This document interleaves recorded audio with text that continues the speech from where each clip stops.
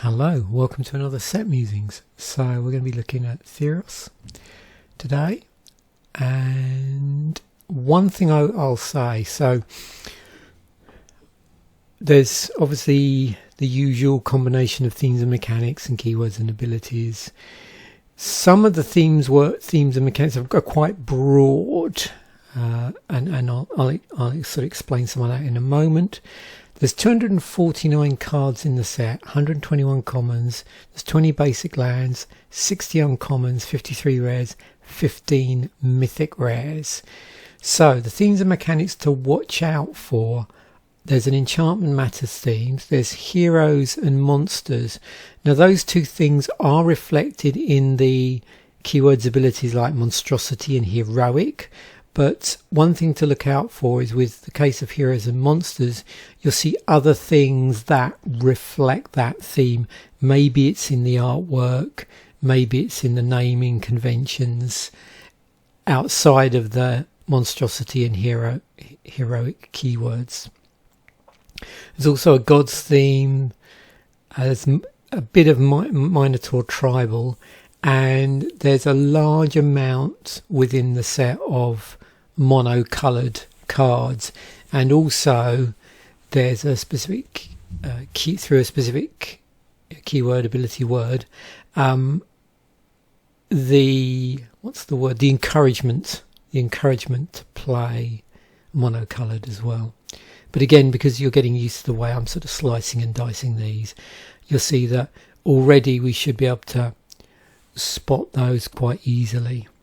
The other thing to note as well, which in some ways adds to the complexity of this, is you'll notice there's these sort of hybrid types are quite prevalent in the set. So we've got probably, in combinations we haven't seen before.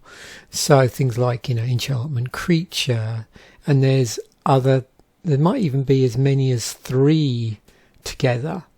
So we've got legendary enchantment creature. I believe also at some point there's certain combinations with legendary enchantment artifacts. So that sort of thing, where you're seeing a sort of triple hybrid type outside of, say, triple hybrid subtypes. So we'll keep an eye out for those. Obviously, I imagine that those things may manifest themselves in certain what's the word I'm looking for, within certain cycles as well, possibly. But you can see there's certain creature types that you might associate with monsters.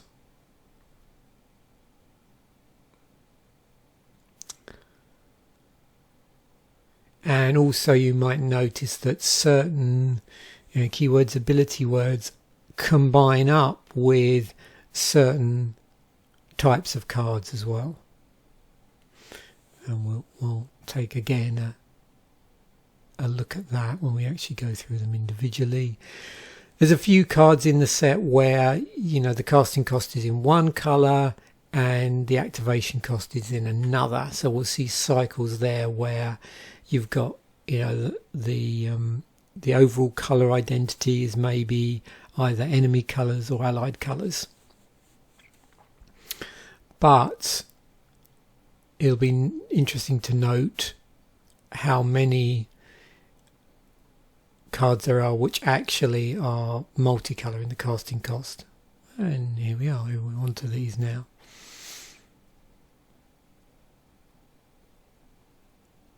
There's a few, but like I said, there's certain things in here which encourage you to go monocolour. It's interesting, some temples here as well we'll get to look at, and of course we've got some nice basic land artwork. So let's start going through and slicing and dicing the set. So 12 cards are reprints, and some of these reprints may have new artwork compared to the cards that they are reprints of. That means we have 217 new cards. Okay, 13 cards, excluding the lands, have no colour in the casting cost, or are colourless, however you want to think about it.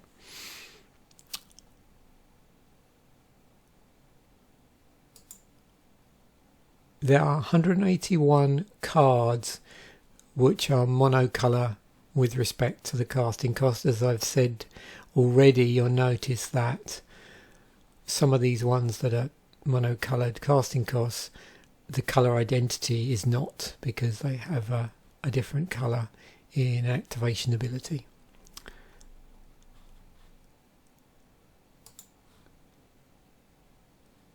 And there are 25 cards which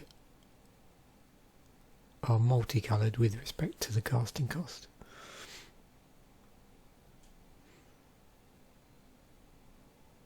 And again, you'll see how these are utilised within the set with respect to different cycles and stuff like that. Okay, so 33 creatures that have the colour white in their casting cost. Now, also, some of these might be hybrids, so like there's a number of these are enchantment creatures as well. But in terms of the tribal aspect, what are we seeing? So you're probably going to see a lot of creature types that you might associate with myths and legends. So Pegasus, Griffin. But again, because we're in white, we're seeing a lot of humans. We're also seeing things like giants, centaur, there. More giants, another griffin. And then moving on to multicoloured cards that feature white, we've got basically more humans, a sphinx. There's another griffin. So it looks like predominantly human. We're seeing some soldiers here as well. In blue, what do we see? Another giant. We've got chimeras, sphinxes. There's 2 merfolk so far. Octopus, kraken, yeah. Another sphinx. Keep your eye open for these gods. Crabs. So it looks like there are a number of merfolk in the set. And then moving on to the 2 colours featuring blue. Humans, sphinxes, sirens, chimera.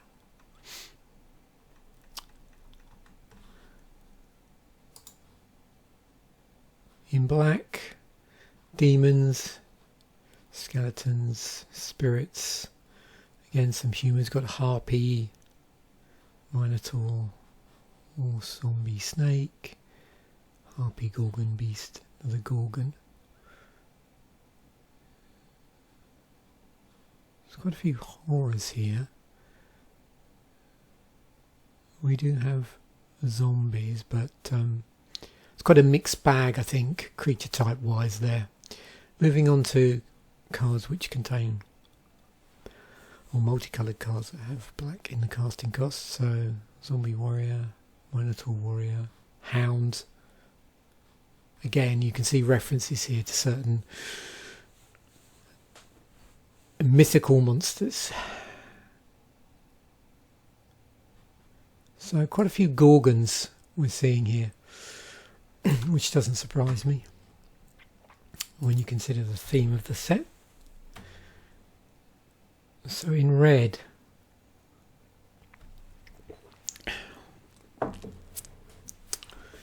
some more humans. We've got minotaurs again, satyrs,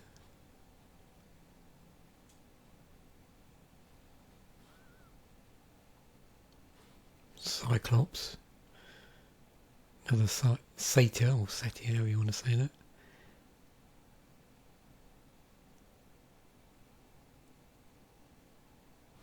Giants, nymphs, dragons. Another hound.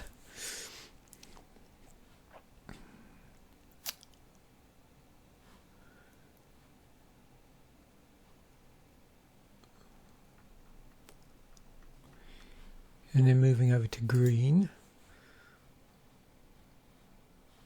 Some more humans, giants, centaurs in here, some hydra. So, is there a hydra here? No.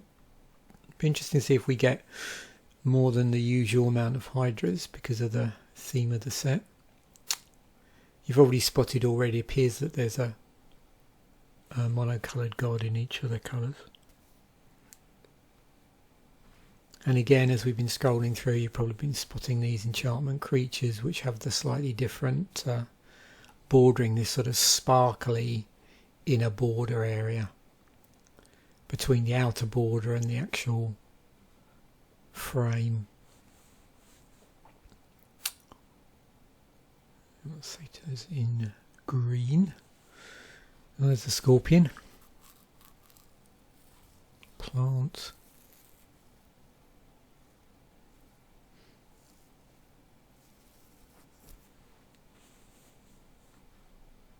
Okay. So, casting cost over 6, only 4 cards, which is interesting in a set where, you know, there's a lot of monsters. I'm surprised they weren't tempted to have a lot of very large creatures or very large spells generally, but you know, relatively speaking, when we've looked at other sets, there's been certainly more than 4 in a lot of other sets. So we've got a demon, which is 7 to cast. This Ashen, this Archon, which is 8. We've got an instant here, which is 8, and this Colossus of Arcros, which is also 8, and has a activation cost of here that's 10. We'll look at what monstrosity is in a moment when we go through the individual keywords and abilities. So I mentioned that enchantments are a thing. So 41 cards are enchantments of one type or the other. You can see in here we've got these hybrid enchantment creatures with the sparkly inner or bit between the outer border and the inner frame. We've got the regular auras here. We've also got legendary enchantment creatures, specifically gods.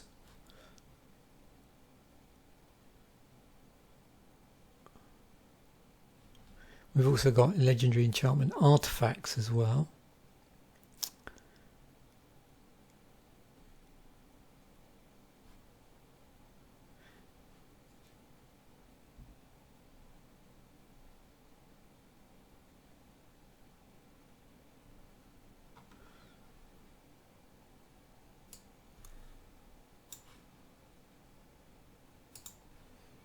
I mentioned about Minotaur tribal, so 7 Minotaurs. So pay attention here. It's always, you know, when you're trying to get a feel for this and whether it will be a draft strategy. Obviously, you want to look out for the lower rarities. So out of this, there's actually only 1 rare here.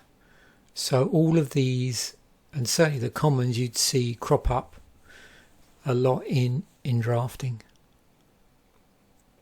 There's actually, out of this 7, 4 of these are at common, 2 are at uncommon, and there's one at rare. I suppose you could say this is the Minotaur Lord. It's interesting as well, 2 of them are just vanilla creatures. So it looks like definitely red, black is the colour for Minotaurs. So monstrosity. So this is the first of a few keywords and abilities in here. So with monstrosity, there's a cost to it, and you can see there's also a value to the monstrosity. So For 3 and 3 white, monstrosity 3. If this creature isn't monstrous, put 3+1/+1 counters on it and it becomes monstrous. So the number refers to the number of counters down here.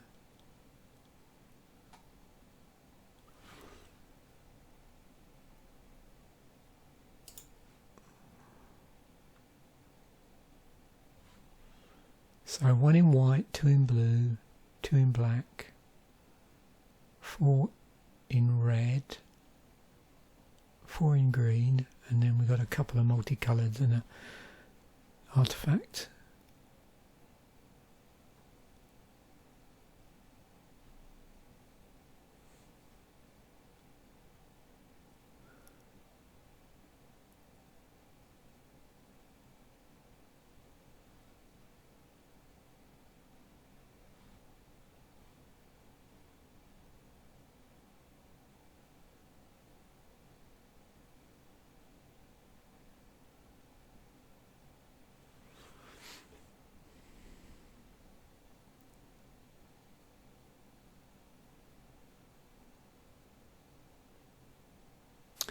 Now what you'll notice as well, because you look at it and you think, well, this in and of itself doesn't seem like much, but it's also down here as well. So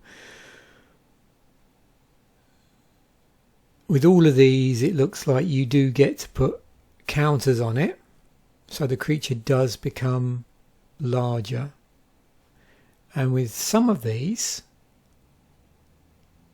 when it becomes monstrous, you get something else.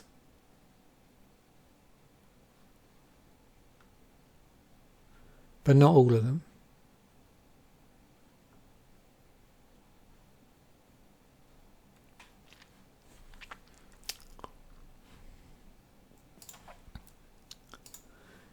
Okay, heroic. So with heroic, so it says whenever you cast a spell that targets fabled hero, put a +1/+1 counter on fabled hero. So you can see here, and it's whenever you cast a spell that targets it.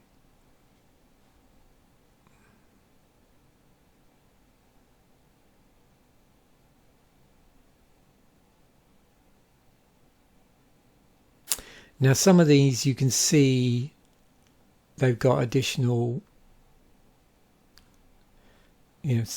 so the heroic, when it triggers by casting a spell that targets this is just +1. A lot of them are +1/+1 counters, but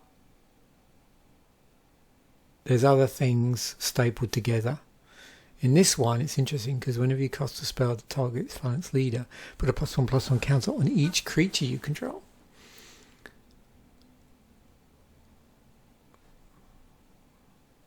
But you can see there's quite a variability in what happens if the heroic gets triggered. Moving on to Bestow. So with this one, this is one that's is effectively an alternative casting cost. So let's use this as an example. You can see all of these, there's 15 of them, and they've all got that sparkly area. And what have we got? So 4 in white, 2 in blue, 4 in black, 2 in red, and 3 in green. Let's just use the first one as an example.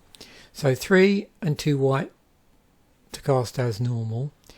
And you have this Bestow thing. So for 5 and 2 white, if you cast this spell for its Bestow cost, it's an aura spell with enchant creature. It becomes a creature again if it's not attached to a creature. So it's sort of this weird two-state thing where, if you've successfully attached it to a creature, then the creature is enchanted, and you'll notice that if that's the case, there's this sort of buffing and other things going on. if for some reason, well, either this isn't, it's just cast regularly, or it falls off somehow from the creature, maybe the creature's destroyed, then it goes back to being a regular creature. It's interesting, of course, anything that's an enchantment that targets a creature, behaves like an aura spell, of course is going to interact with heroic.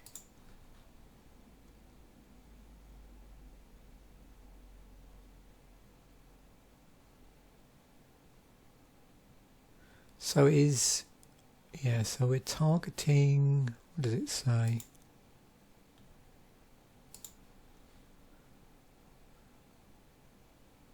If it's Bestow cost, if it's an aura spell with enchant creature, it becomes a creature, and if it's not attached. Okay.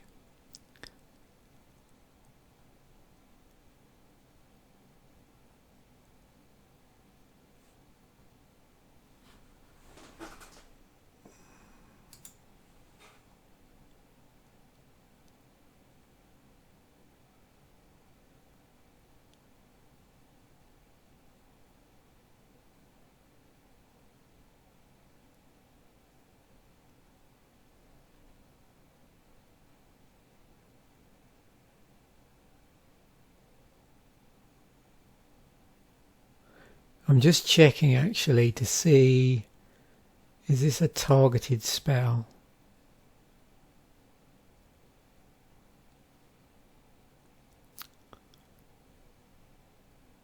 Oh, it does imply, if bestowed or a spell begins resolving, if its target is illegal, it ceases to be bestowed.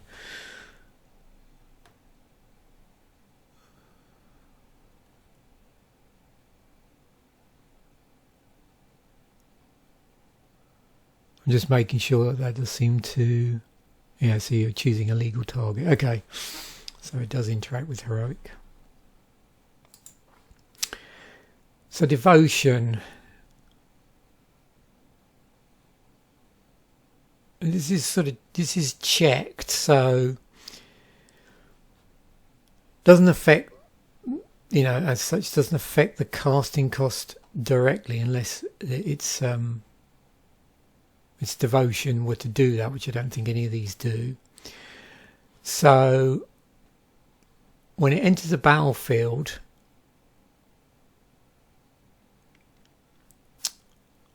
the devotion, which is a number of specific mana symbols in your costs of permanence you control. So it's important to remember it's mana symbols, not the number of cards that have that colour identity, but it is mana symbols.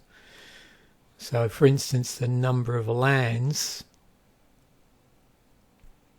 don't contribute to your devotion.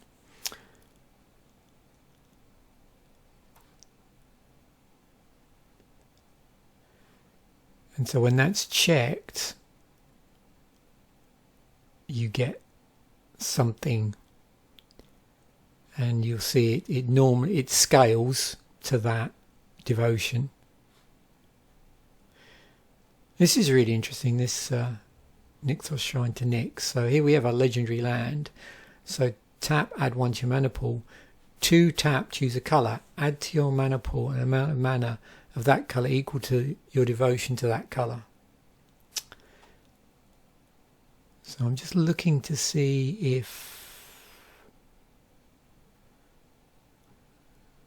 there's any here that aren't checked when they enter the battlefield. So this one again, it's only checked when you tap it to add mana. Now what's interesting with the gods with devotion on them, so with this, so again what it's doing is it's checking for devotion, but this time round it's checking a threshold. So rather than be an ETB, it's a threshold check. So as long as your devotion to white is less than 5, Heliod isn't a creature. Each white in the mana cost of permanence you control counts towards your devotion to white. Other creatures you control have vigilance. 2 and 2 white. Put a 2/1 white cleric enchantment creature token onto the battlefield. So as long as your devotion to white is less than 5, then it isn't a creature. It only becomes a creature when that ticks over. And you can see here, if you look at the other gods in the other colours, it looks like it's always 5. However, what you get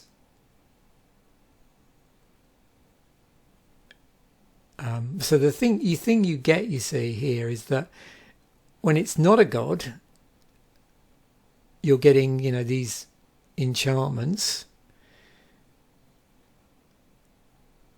When it is a god, you still get this, but then it becomes a creature, which means you can attack with it. So interesting twist there. So, and that's that, you know, sort of I'm trying to figure the word again. I have this problem where I forget words. It's trying to encourage you to play white or play whatever colour, you know, it's devoted to.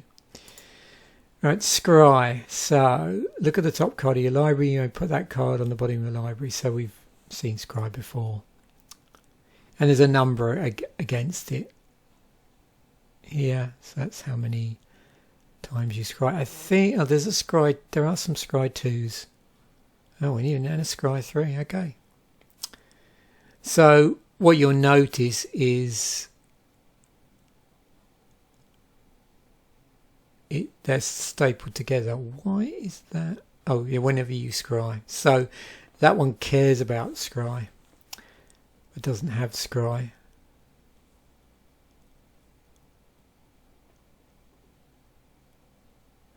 And then scry is part of these temples of whatever. And we'll come back to those. Okay, so finally moving on to the cycles. I got a little bit bogged down there because I had to really think about some of those ones.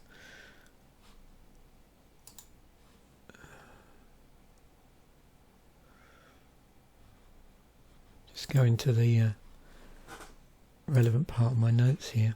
So allied colour activated ability commons. They're a common and they have an activated ability that requires an allied colour. Simple as that. Of course it's pretty variable. Then we've got the enemy colour activated ability commons. Same thing but for enemy colours. We have a cycle of nymphs, and you'll notice they're all 2/2s, although the casting cost, the CMC, is different. They're common 2/2 enchantment creatures with bestow on them as well, and creature type nymph. As auras, each provide 2/2 and a keyword ability, which they themselves have.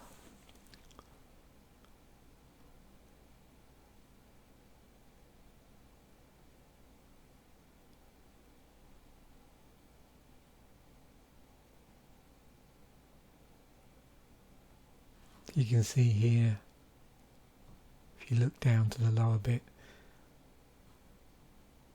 it's included in the enchanted bit if it is enchanted to creature.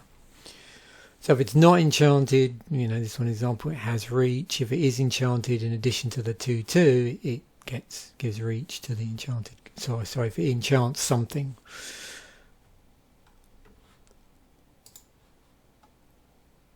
Cycle of emissaries, so 5 uncommon 3/3 enchantment creatures with bestow, and they always give 3/3 and provide an ability that they themselves can also use when they are a creature. So, okay, cycle of gods. So they're all at mythic rare. They're all Legendary enchantment creatures that embody one of the gods of Theros. Each card has a low casting cost, but is not a creature until your devotion to that colour is 5 or more. They are all indestructible and have 1 static ability and 1 activated ability.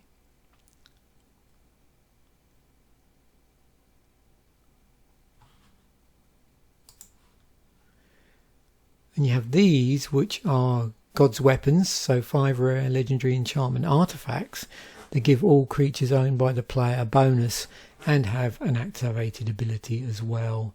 And you can see in that activated ability, it's got the colour of the, the same colour that's in the casting cost.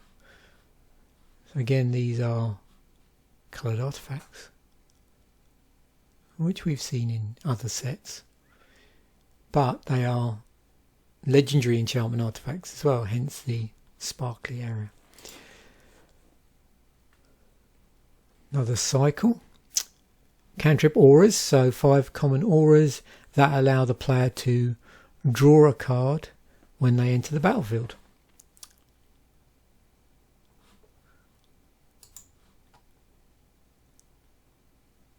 Cycle of ordeals, so 5 uncommon auras with the cost of 1 and then the appropriate colour that put a 1/1 counter on the enchanted creature when it attacks and sacrifice themselves when the enchanted creature has 3 or more +1/+1 counters, granting a bonus.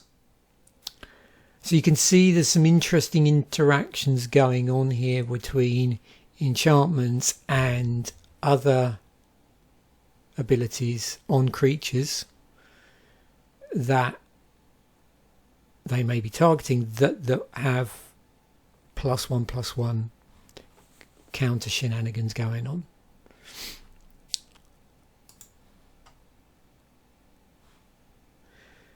So these cycle of double tactics, 5 uncommon instants that can each target up to 2 target creatures.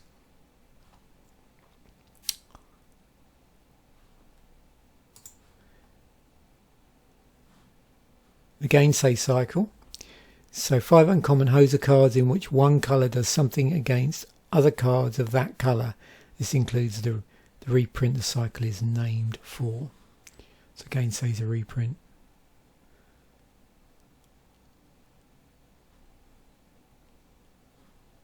So you can see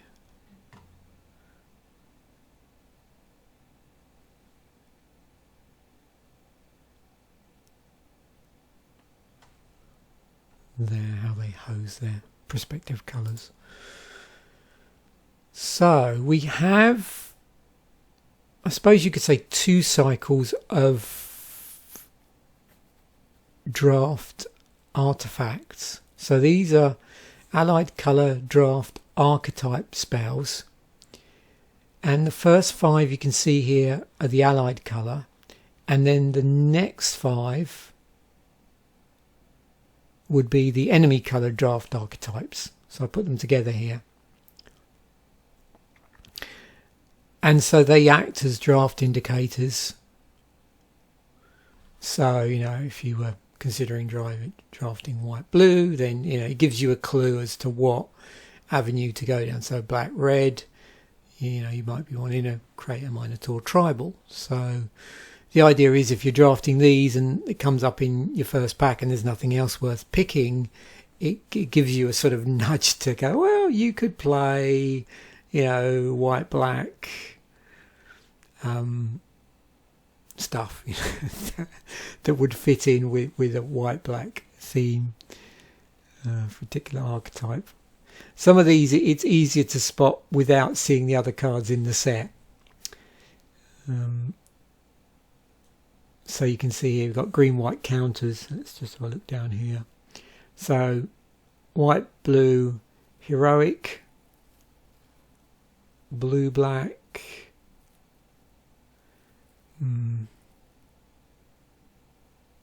target creature an opponent controls attacks this turn if able. So that's sort of like a lure type effect, almost.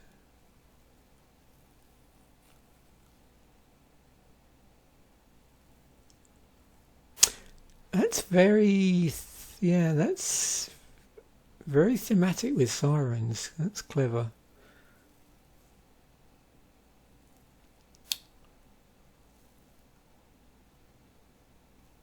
So you've got red-green aggro with probably specific hate on artifacts and enchantments. So in the sort of set this is, it wouldn't be, it would be a good thing to have a particular colour combination that would hate on that. And then just going down to the enemy coloured ones. Yeah, so blue, red cares about instants and sorceries. So it's interesting. So black, green, you've got graveyard recursion for both creatures and enchantments.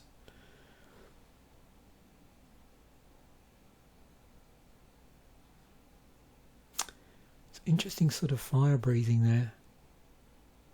We got sort of a green blue life gain triggered off card draw. Oh. Then we have these, so 2 cycles of rares, of which several of them are legendary creatures. So there's the allied colours ones and then the enemy coloured ones.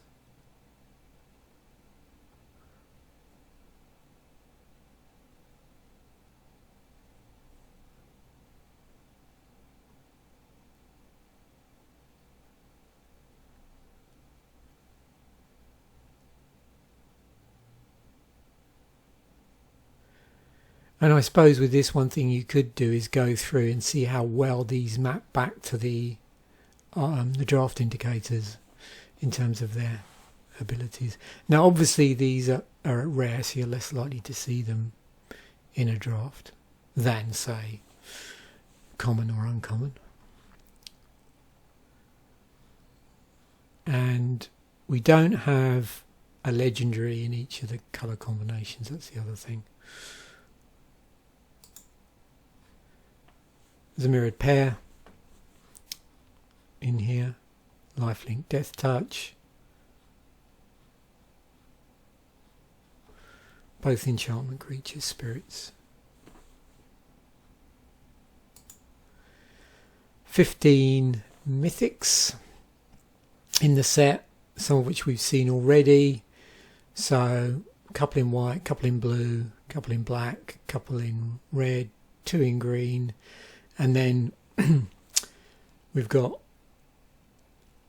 1 in white blue, a blue black, black red, red green, white black. And remember, of course, when I'm saying so these are mythics. So there's not mythics in all of the 2 colour combinations. It looks like they're only in the. Oh, hang on, there's an odd one out here.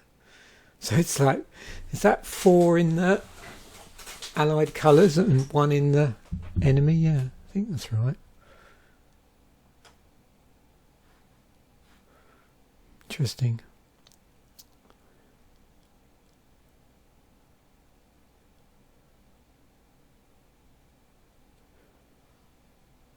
But it's a bit of a mixed bag. So in white you've got a legendary enchantment creature god, and planeswalker. In blue you've got regular creature and a god. In black you've got a god and a legendary creature. Red is a god and a dragon,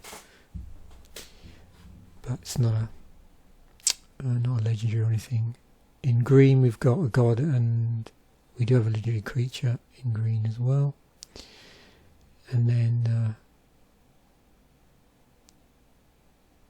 here we've got legendary, planeswalker, regular creature, planeswalker, and a creature.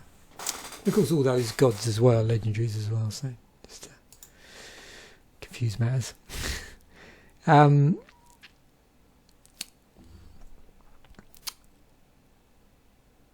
We have these temples here. So we got 5 temples. So blue, black, red, green, white, black, red, white, green, blue. So what you'll notice here is, although there's 5 of them, they're not like a complete cycle, because 2 of them are in allied colours and then 3 are in enemy colours. In addition to the temples, we also have this other legendary land that we saw earlier. So 1 legendary land, and also Unknown Shores, which is our fixer at common, which you often see in sets where that might be required. So taps for colourless, but you can filter a colour. So 1 mana of any colour, tap it, add 1 mana of any colour to your mana pool. So you can change it from one colour to another, or from colourless to another. We've got 20 basic lands, which means we've got 4 pieces of artwork in each.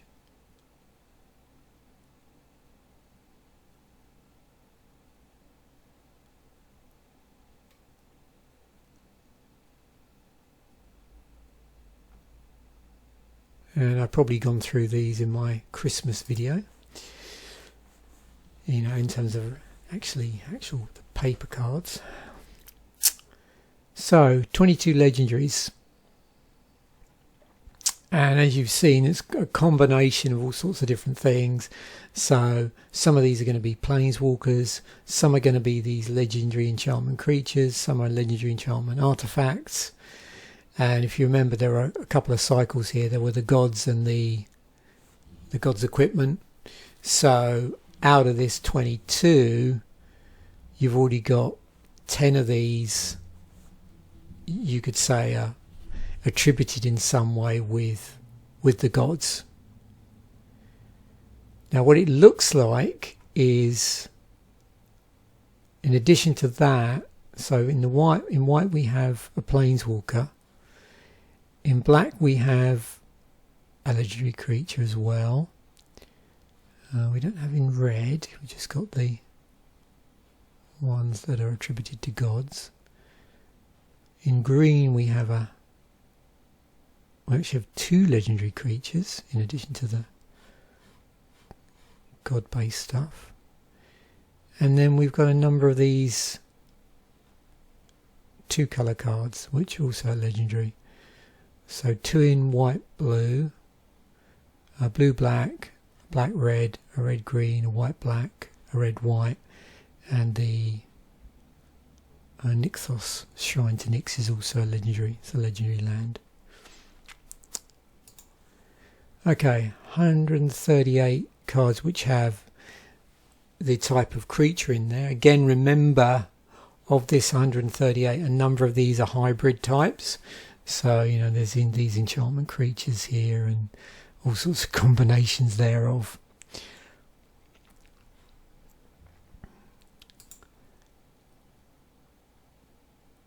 So we have 5 auras.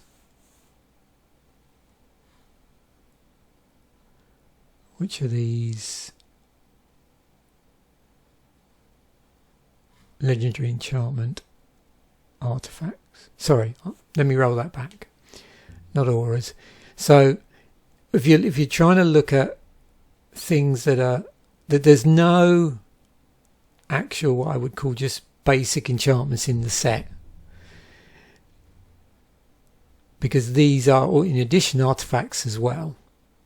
So there's no card that just says enchantment or even just legendary enchantment.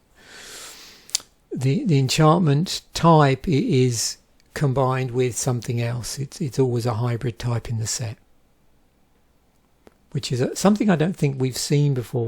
We might have seen sets where there's been no base enchantments, but I'm not sure. I can't be sure about that.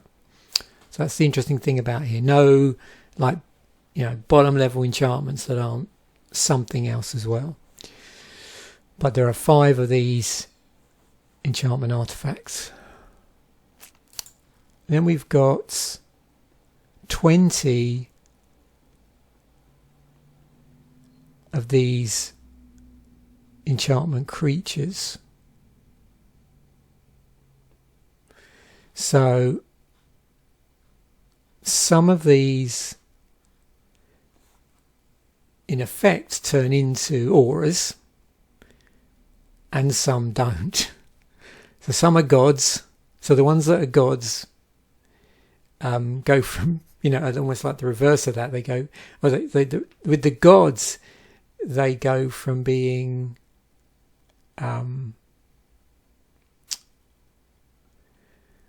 it's very complicated. So just start again. Some of these go from being a god to being go from being an enchantment to being a god.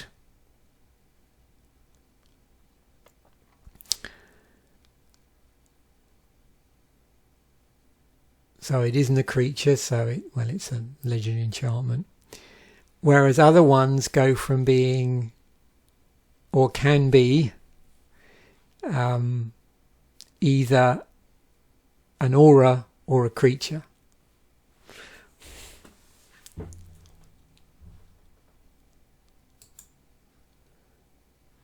But additionally, there are 16 cards that are definitely just an aura.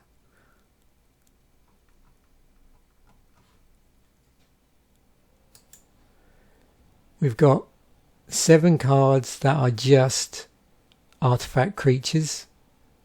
They're not combined up with anything else. And then we've got 3 pieces of equipment. And then 3 regular artifacts.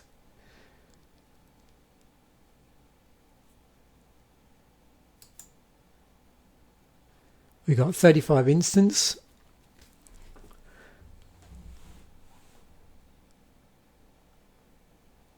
And I'm just going to scroll through, and you can sort of get a feel for here how they've been, again, twisted slightly maybe to fit the theme of the set. So we've got some conditional counters spell here, and there's other stuff we saw already which, 8's on the same colour. So you're going to see spells that maybe do that as a condition. Interesting black removal in here actually. Instant speed, destroy target creature or planeswalker.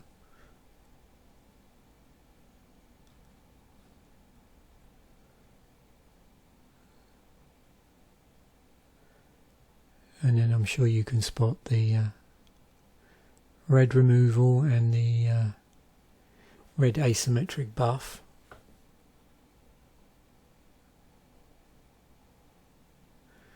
Green, we've got artifact destruction, fog effect, pump, hate on flying.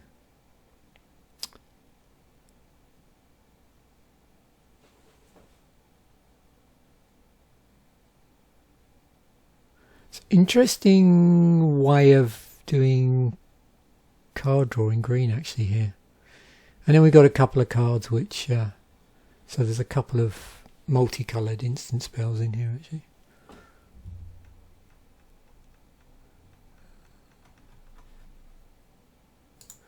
So 19 sorceries.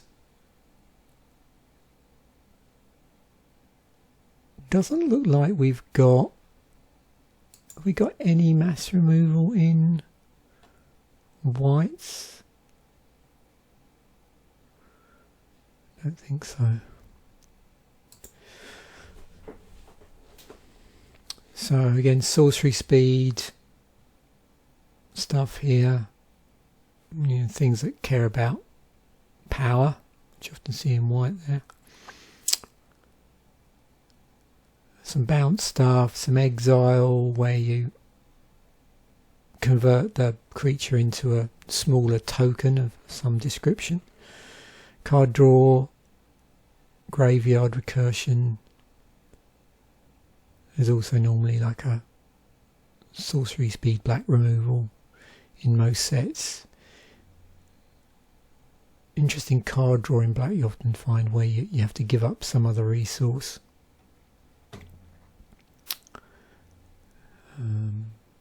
Hand disruption. It's always interesting to see how sorcery speed damage manifests in red in certain sets. We've also got artifact or land destruction as well in here. And that thing in red of sort of momentary gain control until end of turn as well crops up in most sets. Again, you can see they stapled scry to that. In fact, a number of these have got scry stapled to them.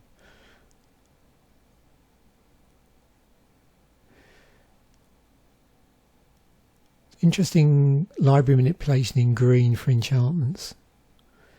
Artifact or enchantment, destruction at sorcery speed.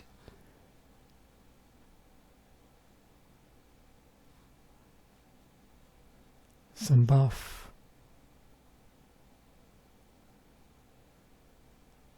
And green removal. Okay, so there's back to the whole set again. Pretty cool artwork in here.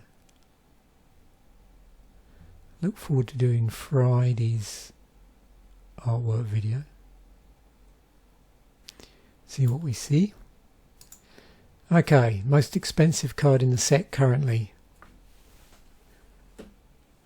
Nixos Shrine to Nyx, $32. Porphyros, 23. Thoughtseize, which you can see is a reprint and has been reprinted several times now in various guises. That's now down to 15. I think pre this reprint it was pretty pricey. Obviously they've adjusted the artwork to make it more thematic to the set. I forgot Swan Song was in the set.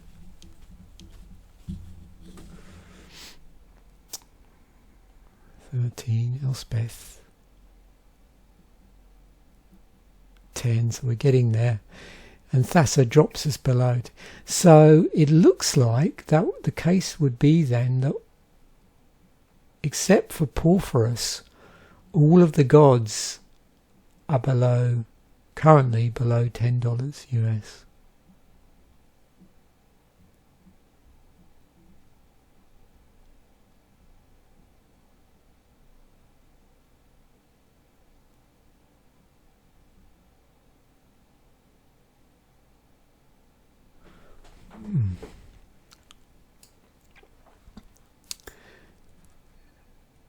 And then EDH friendly stuff, so this is just the set versus the EDH rec ranking. So Swan Song, Burnished Heart was in the set, I didn't really flag that up, but yeah. So you've got this interesting artifact creature that you can sacrifice and search up 2 basic land cards. No surprise to see this fairly high up the list. Gary, of course. Read the bones, the temples, the gods, and the, well. So the interesting thing here is you've got the legendary enchantment creature gods are all mono-coloured, have the potential to be mono-coloured commanders. And the downside is that, you know, a lot of times you might be wanting to play more than one colour. However, often it can be difficult to find good red commanders, or back then certainly. So I imagine that's why this is so high. Also a number of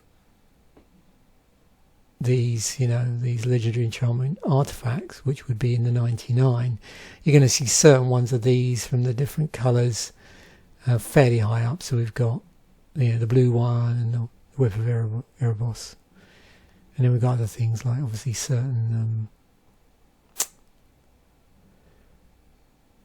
certain planeswalkers, which might, you know, would be good in certain decks as one of the 99.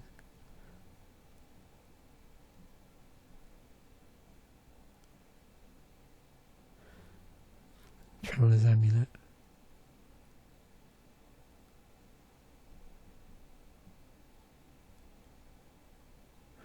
It's obviously interesting in a mono red deck.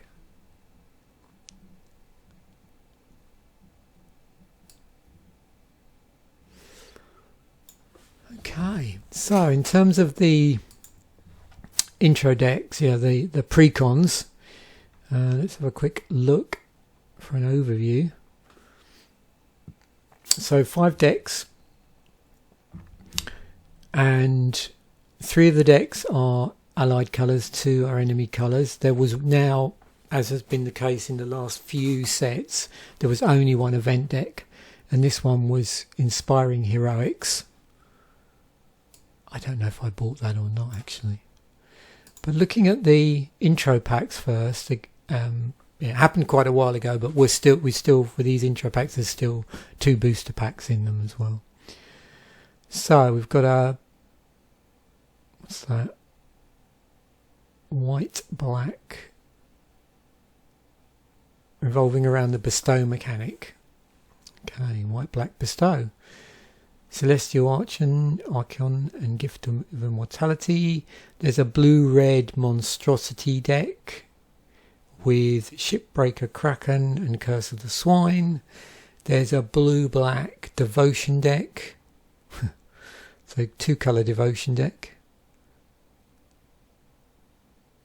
And it looks like, is that predominantly going to be black? I imagine it is. Abhorrent Overlord and Whip of Erebos. So I wonder if it's the case with this, is you're mainly playing Island for support cards.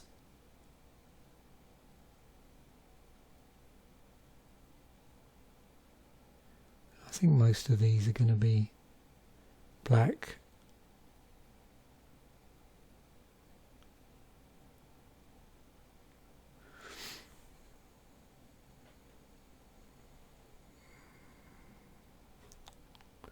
Just looking for the blue cards. Is it Griptide's blue, isn't it? Yeah.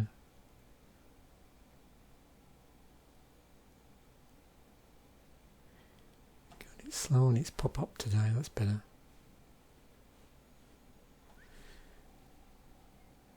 Not sure on Voyage's End. That is a blue card.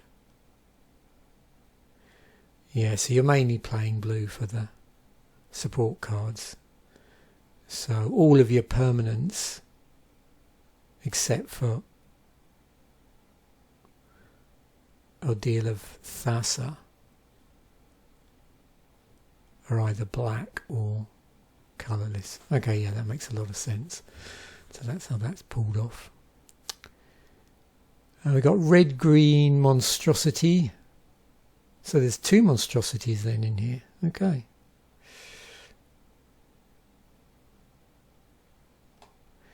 I don't see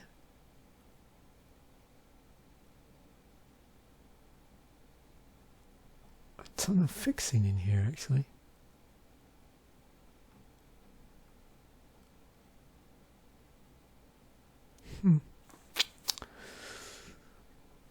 And then onto the event deck. So these were the slightly higher powered ones which had the sideboard in them.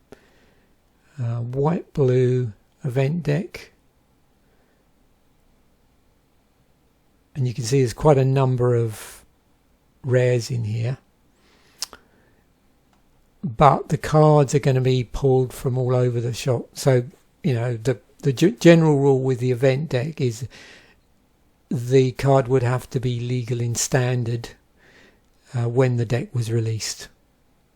So worst case scenario, if, you know, and it's not the case here, if this deck was released closer to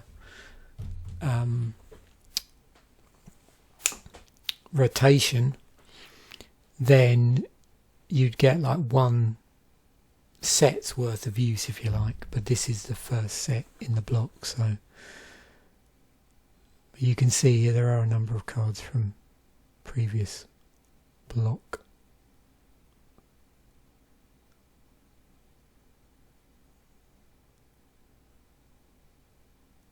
So obviously you're able to leverage hybrid cards in here as well, because you wouldn't need to have green in there.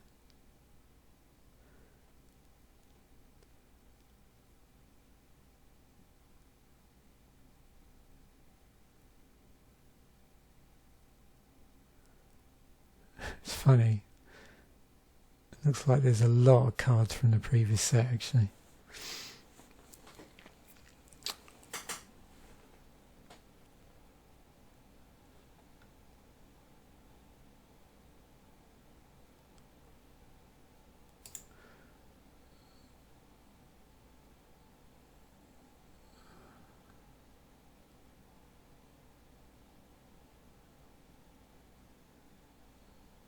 Yeah, there's a little bit of an enchantment thing here. I think I might have this deck. I could probably never really work it out. And then on to the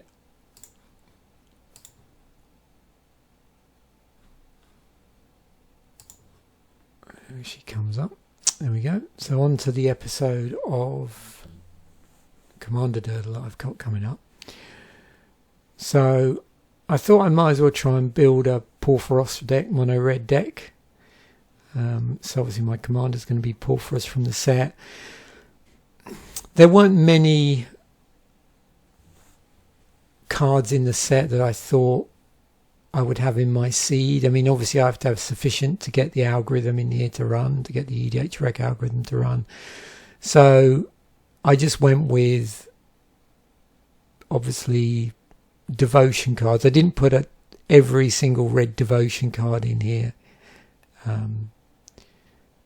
that there was, but I just put in certain cards. So the God's Equipment is in here, and things like Featherfeet Sandals, seeing as it was equipment that gave a creature flying and haste.